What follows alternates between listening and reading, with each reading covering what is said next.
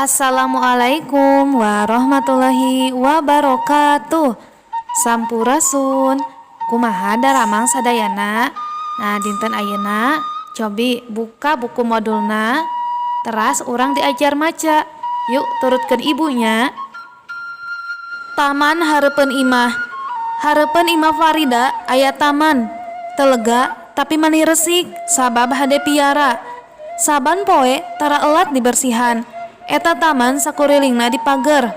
Malah anu ade ka sisi jalan mah ngahaja dipelakan tangkal puring.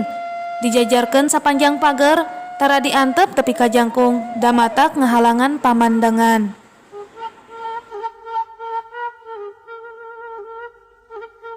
Anu dipiara di eta taman teh lolobana kekembangan.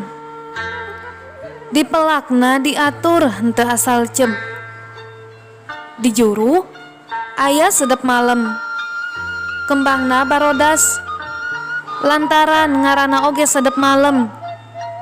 Seungitna teh ari ti peuting wungkul. Kembang ros aya sababaraha rupa. Aya nu kelirna beureum, bodas, kayas, jeung biru. Lamun keur usum kembangan teh matak nambahan hegar. Salian ti ros, kembang malati ge aya deui. Kembangna laleutik, barodas, tur seungit.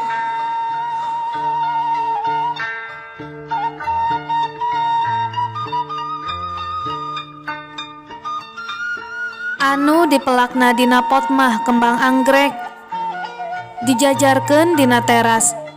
Sawareh deui digantungkeun. Aya dua rupa, nyaeta anggrek bulan jeung anggrek japati. Farida jeung ibuna rajin ngurus eta taman. Lamun keur usum halodo, tara elat diceboran, isuk-isuk jeung pasosore. Farida mah biasana giliran nyeborna teh pasosore. Cai keur nyeborna diwadahan kana embrat. Sangkan taneuh anu dicebor baseuhna rata.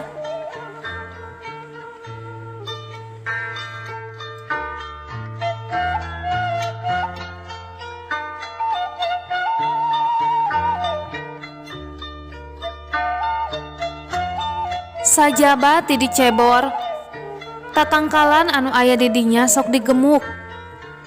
Ngarah morontod. Jukutna dipiceunan ku kored. Sawaktu-waktu sok disemprot. Sangkan hama anu ngagangguna paraeh. Hama anu sok ngaruksak teh hileud. Teu kauk diantep, tatangkalan teh gancang pisan rigil. Tatangkalan di taman sok dipangkas.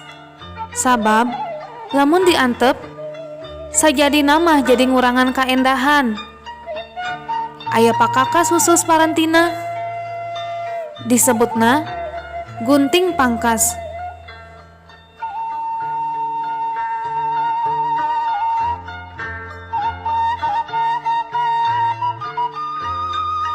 Sajaba ti nyebor tatangkalan, Farida kabagian sasapu di buruan. Di luareun pager teh aya tangkal flamboyan jeung mahoni. Pikeun iuh-iuh jalan. Lamun keur muguran bari gede angin, sok ngabalaan buruan. Kalakai anu marurag ku Farida gancang disapukeun. Terus diasupkeun kana lombang. Sina buruk. Engkena bisa dijieun kompos.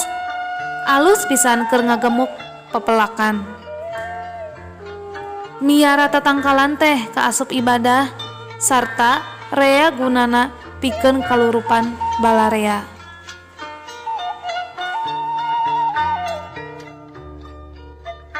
Ayeuna urang nyebutan pakakas kagiatan pikeun taman jadi endah di buruan.